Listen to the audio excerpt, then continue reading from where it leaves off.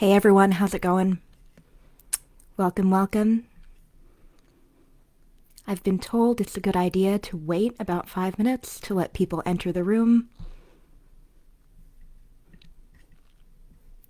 And I'm going to fiddle with my computer and vamp while doing that. Yay, I see people showing up. How's it going, everyone? Thank you so much for spending your Sunday evening with me. I was going to say afternoon, even though it's pitch dark. I'm guessing we're all at that point in the year where time has even less meaning than it may have a while ago, or a week ago, or whatever time ago. All right. Am I audible at this time? I see a message. Okay. I am getting the sense that I am indeed audible. So I see someone has sent in a message to Poets in Pajamas. Yes, I can't answer it right now because if I click it, then I will end up moving away from the live screen where I'm babbling at you into thin air. But I will try to answer the question as best as I can. So some people are wondering if they just go to the video section to view. And yeah, I think it should pop up and show you that Poets in Pajamas is live now. And if you click on that, it should take you directly to me talking at you about temporality and all my confusion thereof. Hopefully that helps. We'll give it another few minutes before I kick off with the reading, and then we'll do a little Q&A and take it from there. So while we wait, I will vamp at you a little bit about pajamas. So on the one hand, this is a really easy ask, right? Poets in pajamas. Wear your pajamas, be a poet, read stuff at a screen. But it also assumes that you have only one set of pajamas, which was not me before the pandemic, and definitely is not me now. So the question became cozy pajamas or glam pajamas. And as you can see, I went the glam floral explosion route. Do y'all ever have those kinds of days where you don't really need to be doing, in fact, you don't want to be doing anything particularly extraordinary, but you do want to feel glam while doing completely ordinary stuff, like drinking water, cleaning up, eating toast. That was the kind of day that I found myself having this evening, so I went the glam and ordinary life route. All right, so we are almost at 7 my time. I'm in Eastern. I really wish I could vamp with all of you and have a back and forth going live. That's one of the things I've really missed about virtual readings as opposed to in-person ones. Like, I want to be able to ask you where you are, how you're feeling, how you feel about December being around the corner, blah, blah, blah. Hopefully you can answer some of those questions for me in the comments if you want. Otherwise, feel free to just sit back in silence and let me pose you hypothetical questions into the void. That is fine with me too. All right. So as we get going, I think what I'll do first, we have about a minute left. I want to share with you a tiny URL to an accessibility copy. I'm putting that in the comments right now. And anyone who wants that can just follow along. I'm going to be reading 2 or 3 poems today, timing dependent. One of them is a long poem. It's the first poem in Arrow. The other one is a short poem. It's the last poem in Arrow. And then time depending, I'll read a new poem from a new series, Toward ? My second book project, so hopefully we'll have time to get to that. Okay. All right, so it's 7. Let's do the formal intro stuff. Hey, for those of you who were not here while I was vamping about pajamas, my name is Sumita Chakraborty. I'm coming to you this evening from Ann Arbor in Michigan, where I teach at the University of Michigan in Ann Arbor. That was a very, very redundant sentence, but there you go. And I'm going to be reading to you tonight. I aim to read about 2 or 3 poems, 2 from Arrow, and then maybe a bonus new poem if we have the time. At the end, I will have time also to take 2 or 3 questions, so please do me a favor and feel free to throw questions in the comments whenever you have them. I know there can be a bit of a lag, and I'd love to be able to get to your questions, as many of them as I can in the time that we have. So just whenever one comes to you, don't hesitate to pop it in the comments there, and I'll get to it after I'm done reading poems. Oh yeah, thanks so much. Annie writes in the comments, for anyone who needs or wants the accessibility copy, feel free to request by writing to poetsinpajamas@gmail.com.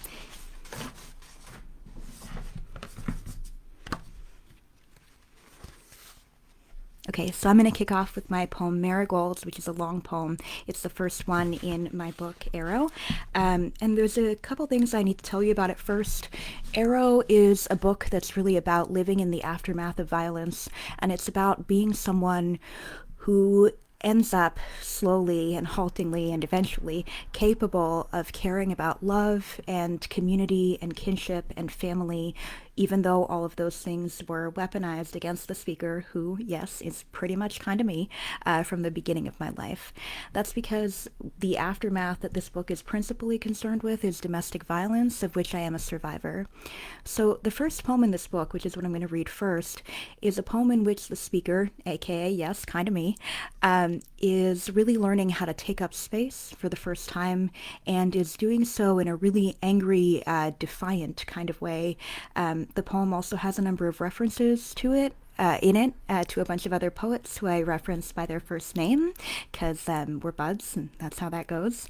It also has lines in it from Shakespeare's Titus Andronicus, which is one of Shakespeare's most bloodiest, goriest, roughest hewn plays, which goes along with the kind of rough around the edges state that we find the speaker in at the beginning of the book.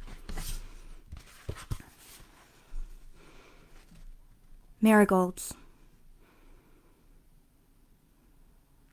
When I picture Robert, he is in the public garden watching setting suns like the ill-fated king turn all to gold. Robert with the swans, Robert under the statue of Washington, Robert amid the tulips.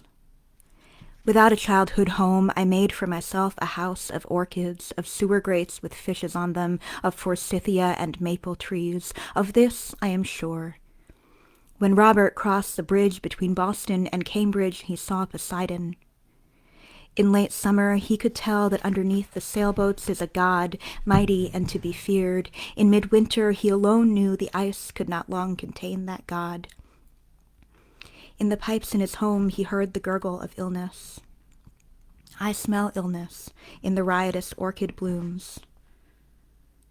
What are midnight trees?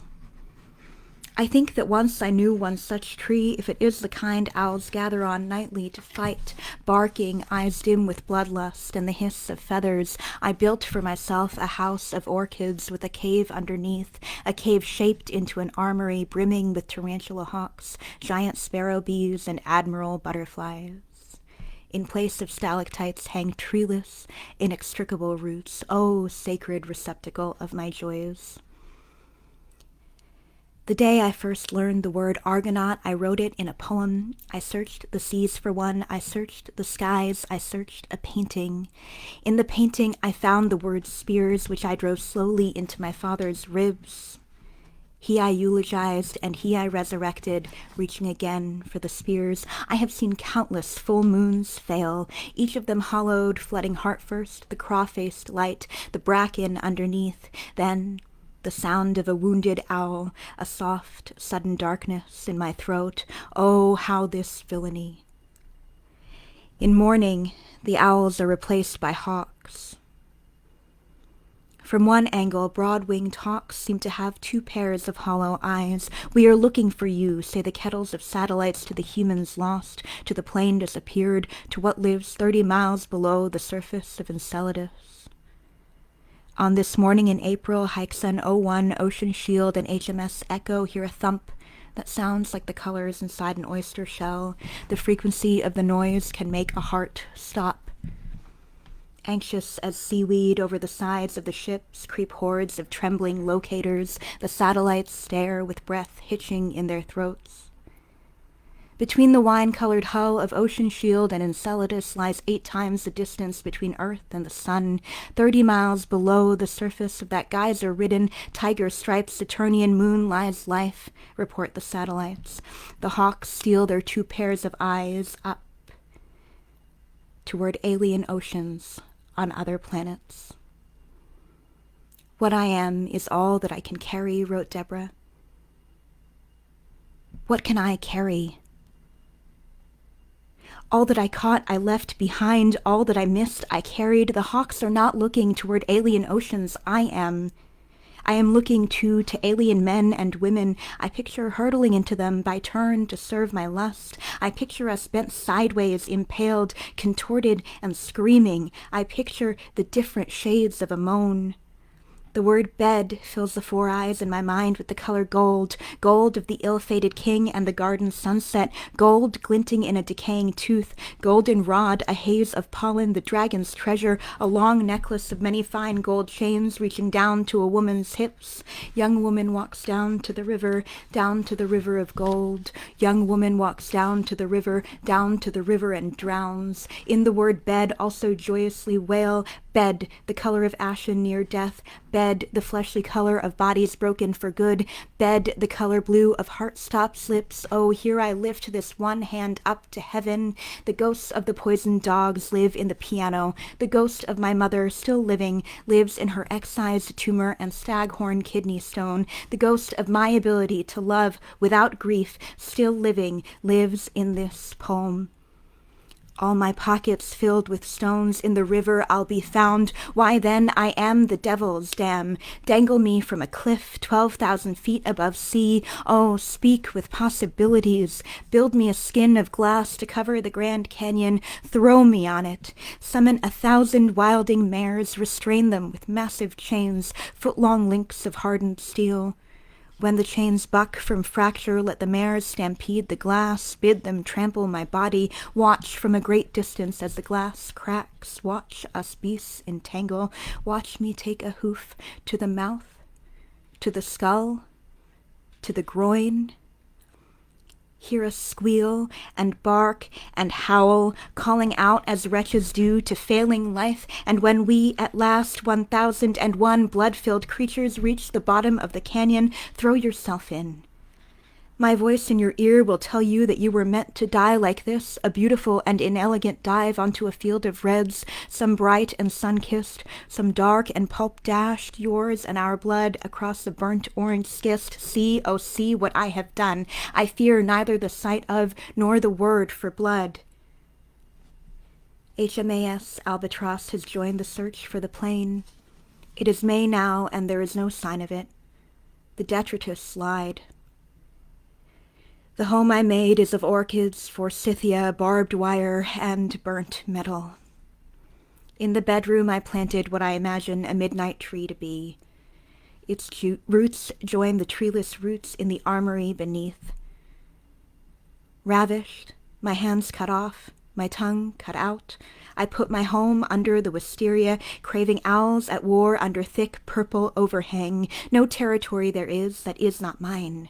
The albatross, it is mine. Enceladus is mine. Your innermost thigh beneath the wisteria, mine. Poseidon is mine, and the river between Boston and Cambridge and the one that wends through Georgia floods into the Gulf. I am dreaming of a monument to moments colonized by theaters of the imagination. O monstrous, the O of a mouth without a tongue, the O of two pairs of lips clasped, starving on one another, horns and cry of hounds. The ballet in my deadly standing eye is the arrow flight into the neck, the horses tumble into the canyon, a nation's search for a single tiger with quills in its neck, a spilled cloud of felled bees, the elephant's horror in the flock of red-billed birds, feathered locusts who from their first breath form trembling caverns with their mouths, their aggregate force snapping branches off trees. The orchestra plays low drum beats, a single singer carving the melody. Do not, I pray, promise me an untroubled lake. Take me instead to the rivers with vengeful gods under steaming and frozen waters. Take me instead for the stag, the rifle, and the hunter. Promise me unending days in which I can picture, then picture again, a fire whirl, the slowness of the sea drinking a ferry or a plane, the gasps of air bubbles around carapaces, the moons of Saturn. I myself am hell's, and I prize them as if they were the rarest blooms. Promise me I will always reach again for spears, await the horses on the glass, above the gaping hollow O of the earth. All is lost. Flee this house. So chants James's Ouija. Or perhaps in the palace of time our lives are a circular stair, and I am turning, writes Lucille's ghost-guided hand. Always in my mouth I hold the head of an axe with its bit at the back of my throat. Oh heavens, can you hear a man groan? Here nothing breathes, but we phased and hungry, oh, wondrous thing. Worlds such as this were not thought possible to exist, writes the astronomer. It is June. Deep beneath those golden waves of the river I'll be found. My sister has joined the list of those I mourn. Her ghost lives in each powder-winged moth. In the ballet, the stage fills with a troupe of dancers in dusty gold skirts, shoes asphyxiation blue, hair the tones of flesh. Center stage are 6 dancers who wear only red, moving in unison so they throb as one bloodied yoke. The troupe around them shudders as though in blissful death throes. The single singer quiets. The orchestra breaks down its instruments. For my brethren slain, I ask a sacrifice, O barbarous, beastly villains like myself. Die. Die saying please, die longing, die helpless, die with your eye fixed to the treacherous side of a mountain, to newborn stars, to plains not found. Die with your throat stuffed, so that each moment hereafter is a dream of a gasp. Die so that my midnight tree might grow new branches. Die like a sapling struck by lightning in an ash-ridden and still smoldering field. Die amid the tulips. Die smelling the orchids I grow. Die in the mass of horses, in a pied flock of shrieking birds. From the oceans, creatures great and small take to the land. From the land, each parachuted seed takes to the sky. From within my armory comes a scent melodious and unearthly. A strain of moths, black, flies as though sewn each to each at the wing. Their flight path blooms dark into the gray air like a print from a silvered glass plate. Soon we will learn our bodies are formed of dead stars, so that if we made incisions from breastbone to rectum, the caves within would reveal themselves to house celestial ash. As the stag, I fear the mouth of the rifle. As the rifle, I point my mouth deadly toward you. As the hunter, I execute myself so that I may feast. Worlds such as this were not thought possible to exist. My lord, I aim a mile beyond the honeyed moon.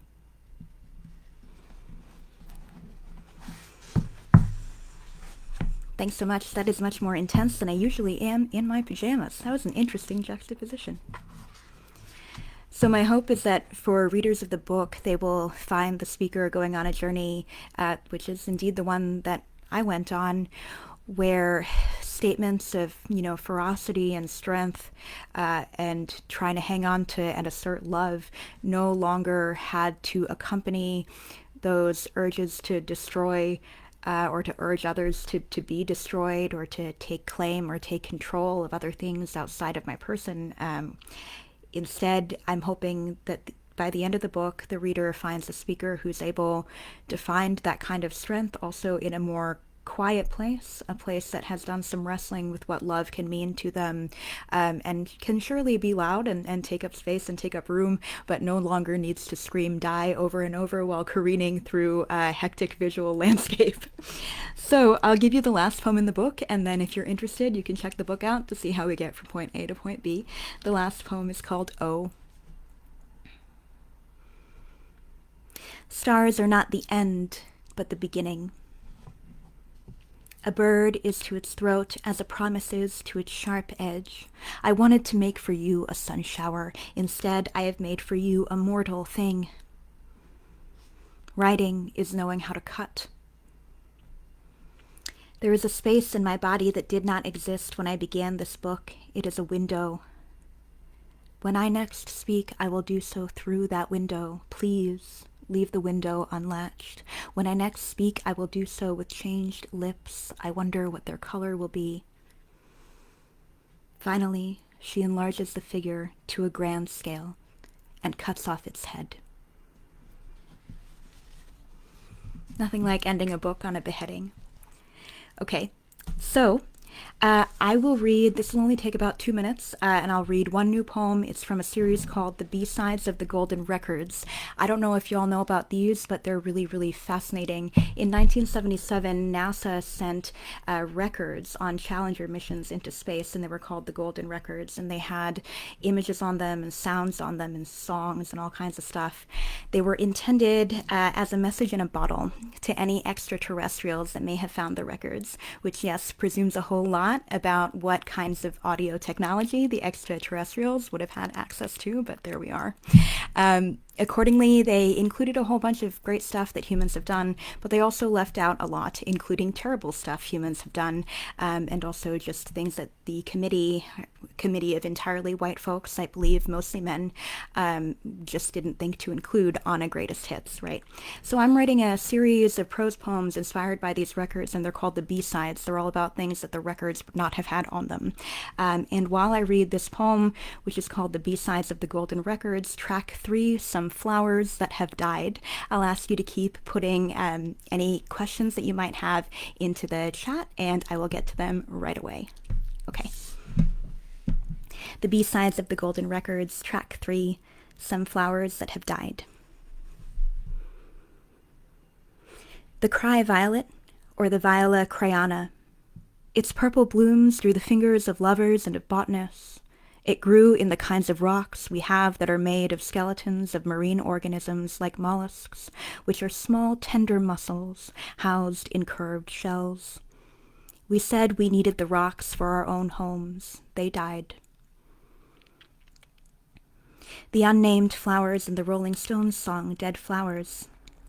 They grew from the sadness and grief of the singers. They spilled out of Mick Jagger's and Keith Richards' mailbox every morning. They were born singed and curled. They died before the guitars were first plucked. The daisies, or the Bellis perennis, that sheathed Brigitte Bardot's chest in plucking the daisy. They began to die when they were first cut, kept dying as the costume designer sewed them into a bralette, and starved while touching her nipples and the cleft between her breasts. In dying, they taught me about some of my hungers. The Maui Huau Kwahiwi, or Hibiscadelphus wilderianus, of the family of mallows.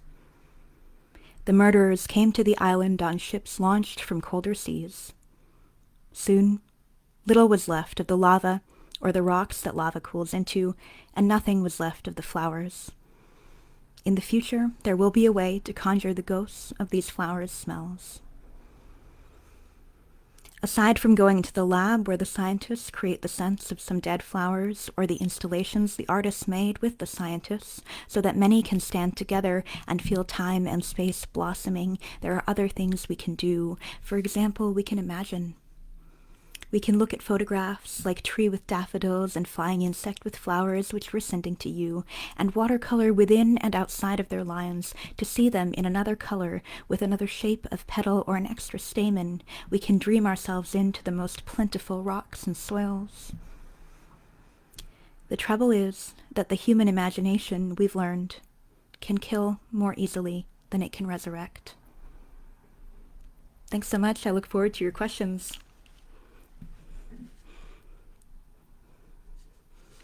Ooh, there's already a question. Thank you so much, Annie. I will start with Annie's question. How do you balance speaker as character in the work and speaker as self who lived the trauma? Yeah, that's a really tough one, and thank you for that very, very good question. You know, I joke sometimes that my entire virtual book tour is becoming a PSA for therapy, and it kind of is.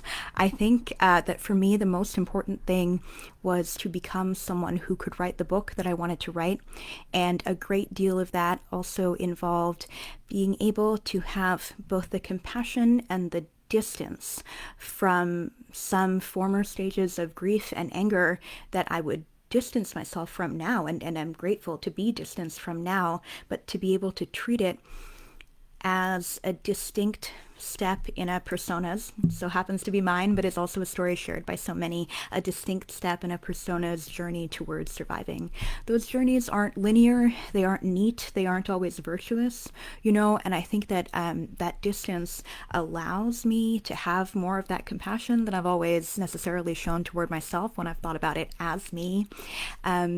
So, yeah, I think that for me, it really comes down to time, comes down to recognizing that, the crucial distinction between a poem and, say, a journal entry or a diary entry or even a therapy session is that a poem is created for other people to be able to inhabit along with you. And as a result, you need to be able to open a door or leave a window to other people spending time in that mental space that your speaker charts open for them. And that's not necessarily true of an individual human being all the time. At least I hope not, because that sounds unbearably exhausting. So really working with and inhabiting that distinction and thinking about the poem as a space where you want others to meet you, and using the requisite distance to get there and to be able to form that space is what it really comes down to on both a craft and a personal angle for me. I hope that helped. Thanks, Annie. Someone asks how I got started as a poet and what advice I would give a budding poet. That's a really great question. Thank you, Samuel. So for me, I was a terrible student in high school. As you can probably imagine, given that I've told you my personal history, I was going through quite a bit, and it was a bit that people around me weren't really able to pick up on or attend to very carefully. So I was just kind of an angry malcontent with very few passions. It, for me, took until college. I'm not one of those writers who has this storied history of having written poems since I was 3. I did not. I basically just tried to survive when I was 3. But in college, I was really, really fortunate to have some wonderful teachers who, God help them, I don't know why and I don't know how, but they saw something somewhere in the mess of pages I handed them that was worth thinking about and working with. I credit my alma mater, Wellesley College, with pretty much everything, including being a functional human, that I have in the present moment. And I would say, on that note, in terms of what advice I would give a budding poet, there's just so much. I would say find people who can nurture you. And I don't necessarily mean teachers, I also mean peers, I mean community. Writing is often portrayed as something that is lonely and something that's solitary, but one of the biggest lessons that I had to learn, especially as someone who did for a very long time live and survive in a very solitary kind of way, is that writing is fundamentally an act of communicating with others. It goes back to my answer to Annie, actually. Writing is about opening a space where other people can meet you. Whether or not you even publish it, that's what you're doing on the page. So find humans who can nurture you and feed you and meet you in the rooms where you're at, not necessarily people who will always be your unequivocal cheerleaders, but people who will push you and challenge you and care about you and care about what you're doing, yeah, on the page, and yes, when you're reading, but also outside of that in a holistic sense. That's what saved me, and that's what got me going. So it's what I would recommend for anyone else to do as well. Thanks for that question, Samuel. I hope that helps. We have about 7 minutes. Ooh. So I think I can take maybe 1, maybe 2.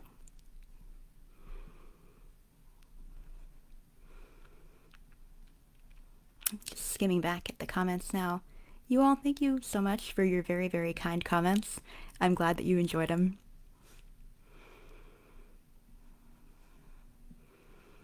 And yeah, let me say a little bit more about the new poems. So far there are about 6 of these B-sides poems, and they range from a number of different topics. So obviously the one I shared with you was about flowers, which I guess is just what I'm accidentally feeling today. There are flowers everywhere. I picked the poem yesterday, but I think that somehow I knew in advance that I'd be feeling very floral this evening.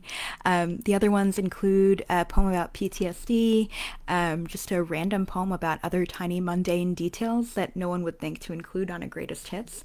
And it's been a really fun way to kind of expand my voice a little bit into more humorous and more lighthearted directions, because as you may be able to tell, Arrow doesn't have terribly many lighthearted moments. So it's been fun using the B-sides and their kind of inherent goofiness to be able to think about big issues while also being a little bit silly and poking fun at mid 20th century American culture. So a number of people have asked here, Annie, Thanks, Annie, again. And Varsha are asking about writing and editing and revision. Yeah, I'd love to talk about that. It's one of my favorite things to talk about. For me, it really wildly varies poem to poem and moment to moment. I think that the most important thing I like to emphasize when I teach revision and editing and drafting is that if you necessarily force yourself to stick to the same method every single time, you may miss out on the opportunity to be responsive to any changes in your emotional state, in your physical being, in the world around you, and in what the writing project needs. Like think pandemic, okay? So you may have been someone pre-pandemic who felt really fired up about writing every single day. More of an ox, than like a rabbit. Like every single day you do a little bit done. The pandemic may have blown that all to smithereens. What I like to recommend is that yeah, it's important to have consistency as much as possible and as much as that helps you. But even more important than that is to be responsive to who you are as a whole person outside of just churning out work, and work with that, kind of work with wherever you're at to get things on the page that makes you feel like you're still in touch with the work of writing and with the broader world around you. So sometimes, yeah, I'll set myself a goal of drafting a little bit every day. Other times, I'm in just naturally more of a fallow period, and it becomes important to listen to that, not push myself to keep regurgitating the same tired stuff, and maybe take it as an opportunity to read or to watch trashy TV or to just marathon a bunch of old sports games or something like that. We need to be rejuvenated and refreshed as much as we need to produce. And I think that's also a really handy way where we can separate the work of writing from the kind of late capitalist production machine that so much of writing in every other industry often feels really destructively tied up in. Similarly with revision, my favorite advice on that score comes from Marianne Bork, who I once heard say that she checks in with all her poems daily, much like a doctor doing their medical rounds checks in on their patients every morning. So she looks through all the things that she's done and she's like, ooh, where do you hurt? Where are you broken? Where are you not working in a way that I want you to be working? Where do you feel kind of sick or in pain? And then she takes it from there and has kind of a dialogue back and forth with her work until she feels like she has addressed the places where they're not working in the way that they want to be. I think that's a really lovely metaphor. For me, I kind of similarly, I'll be working on a bunch of things at the same time, and I'll just keep checking in on them until I feel good about them and until I feel like I've carefully considered every single word, every single movement on the page, every single instance of white space, etc., and until I feel like it's ready to be discharged from the hospital, I guess. Although I don't frequently use the hospital metaphor just when thinking it through on my own, but I think it's a handy way to explain it. Okay, we're close to time, so let me ask, hopefully that was helpful, Varsha and Annie. I appreciate those questions. And I'm just remembering now, actually, that I was told that 2 to 3 questions is actually a good number to go for, which I think makes sense, because if I try to squeeze in another one, I'll invariably end up doing badly by whoever that last question, or whatever that last question is. So I think I'll actually just pause there. If you have any other questions for me, I love staying in touch, so please do. I am on the Bird app, Twitter, far more than I should be. It's at Chakrab Sumita, ChakrabSumita. Other contact info is on my website. Please don't hesitate to use it and follow up. If you had a question that you wanted to ask but we didn't have time for, don't hesitate to fire it my way. Just be patient with me. It's that time of the year and I might take a little while to get back to you, but I promise I'm reading and I'll be in touch as soon as I can. Thank you so much. Take care.